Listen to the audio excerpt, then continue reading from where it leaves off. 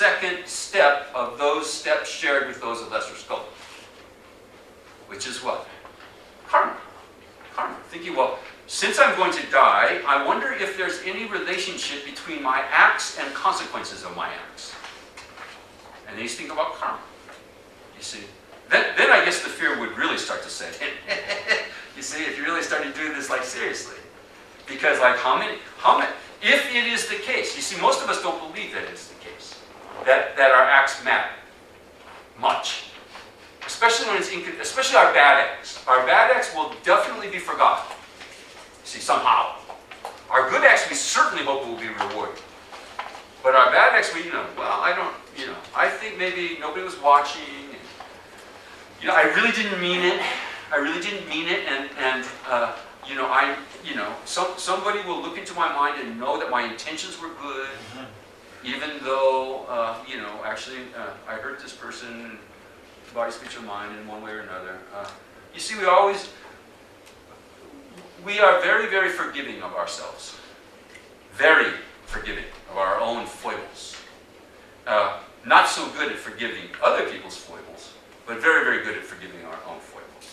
So karma, the teaching on karma is very straightforward. Every act will have a reaction. Every act has a reaction. Whether it's an act done with your body, whether it's an act that's done with your speech act, something you say, or even something you think. So now to get to your homework that I kind of spaced out on last time, okay? Because the first question on the homework for this class is, or actually the second one, is to talk about the two basic kinds of karma. And the two basic kinds of karma, they say, are motivating and motivated.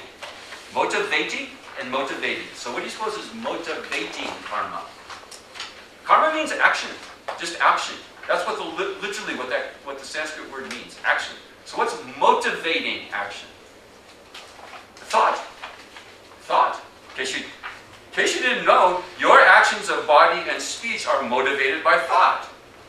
Not always very good thought, or not always very carefully worked out thought, but some kind of mental activity occurs and then you say something.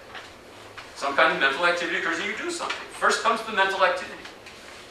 Motivating. The physical and verbal activity. So those are the two, in a way, the two kinds of karma. The two kinds of, the basic breakdown of karma. That's one way to break down karma. What motivates you and what you do as a result of what has been motivated. So if you want to control karma, you have to control the mind, ultimately. You can work backwards in a way. The grossest form of karma is action. The grossest form is what we do. And to restrain our physical actions is the beginning of an ethical life, actually. That's the beginning. That's the Ten Commandments. That's the thou shalt not. Don't kill anybody. Try not to kill people. That'd be good. So, you heard that before? Is that like some Buddhist teaching, some rarefied Eastern, exotic teaching from the spiritual East? So don't kill. It made the top 10 in pretty much every list. Don't kill. Don't steal. Heard these ones? I'll go through. This is one of the questions on your homework. I'm going through them. These are the 10 things that you should not do. Okay? If you don't want to suffer, if you don't want to run the possibility of after death having a very, very bad experience, because actions have reactions. Okay? So if you kill, there will be a reaction to that, and it's not pretty. Okay? Don't kill. Don't steal. Don't take things that do not belong. And don't kill, by the way, means nothing that lives. Killing means you at your hands or at your tax dollars hands, something that was moving stops moving. See, something that's moving, something that's animate is a live thing. And you see yourself as a result of your actions. That live thing stops moving. That makes an impression on who? You see? Karma is not kept track of by some god with supercomputers on Pluto. So karma is your own consciousness. It records on your own consciousness. You see yourself doing these things. You hear yourself saying these things. You even hear that inner voice, think those things. And it's recorded. Everything's recorded. this would be a little harder sell if it weren't for Sigmund Freud. Sigmund Freud introduced, he wasn't apparently the first one, but he was the one who made famous the concept of an unconscious. That we have an unconscious.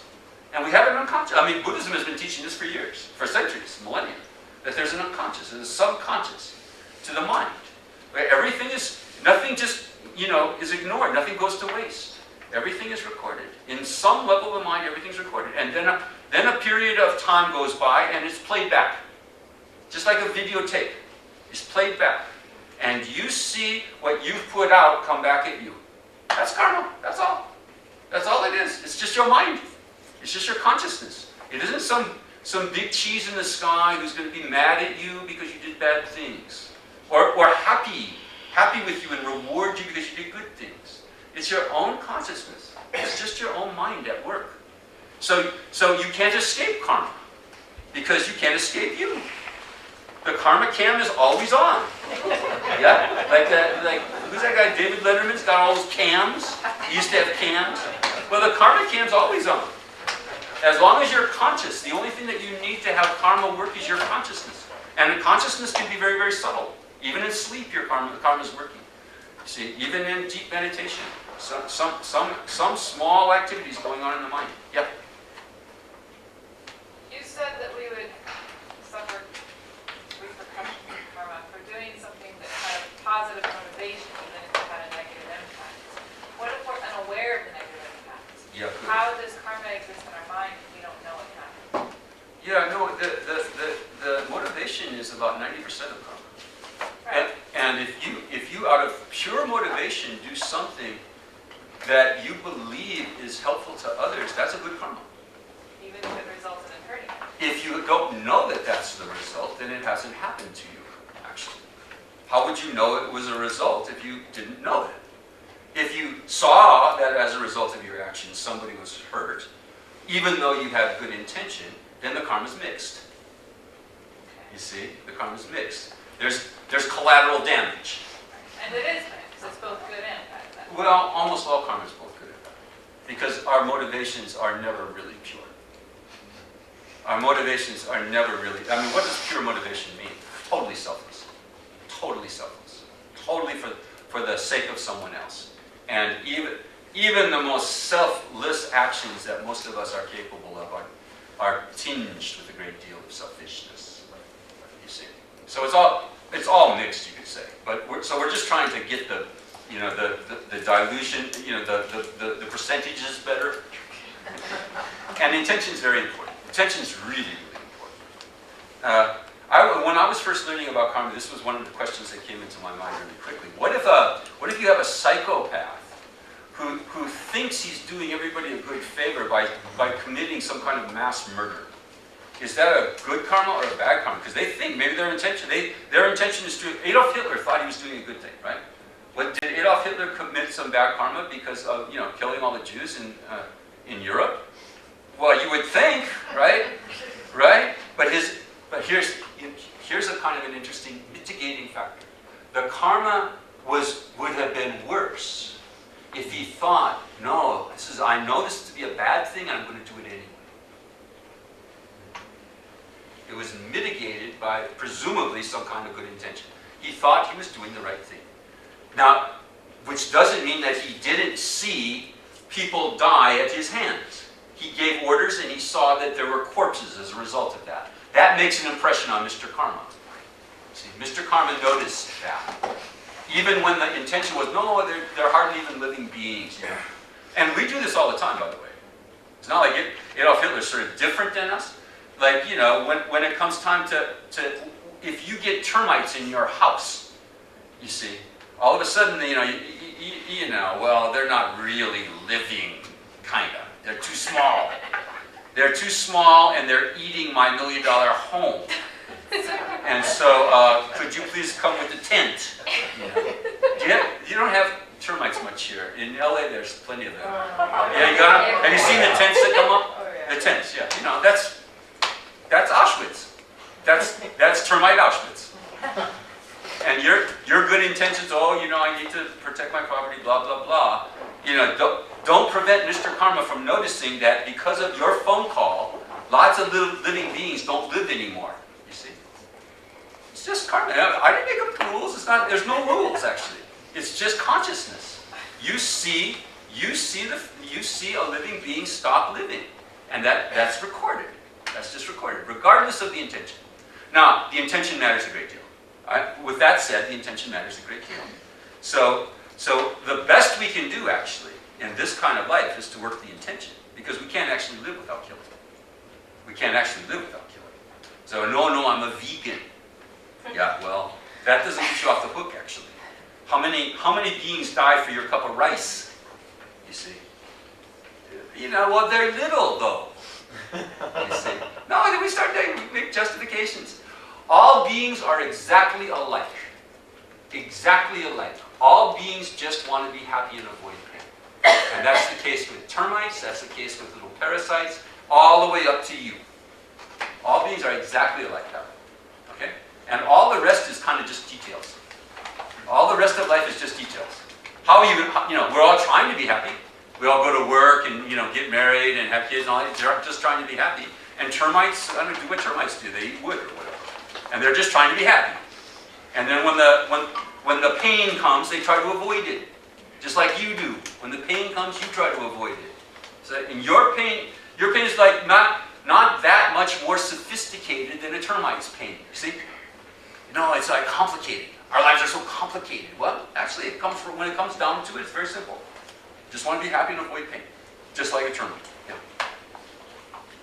What about in self-defense of 1, yourself, 2, the people you love, and 3, the people you consider to be superior to you, such as your teachers?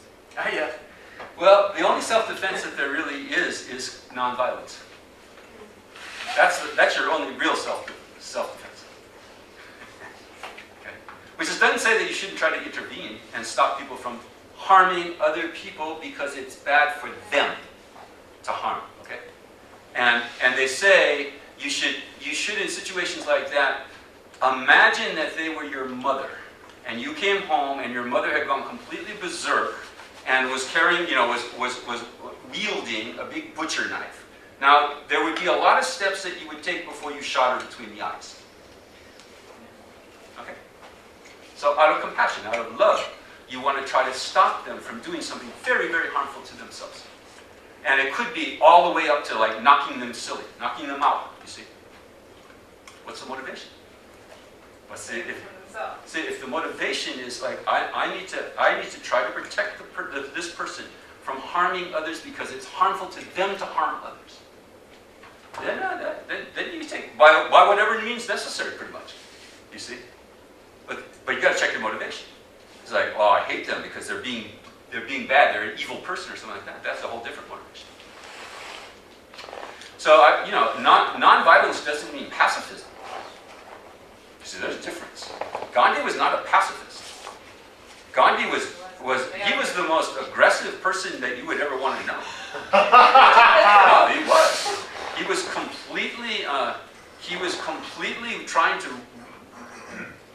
wrought his will on other people. He wanted people to do what he wanted them to do. He just had a very, very effective way of making that happen. He embarrassed the hell out of people. He embarrassed them. He shamed them into doing what he wanted them to do. So if you want to, be aggro, be like Gandhi.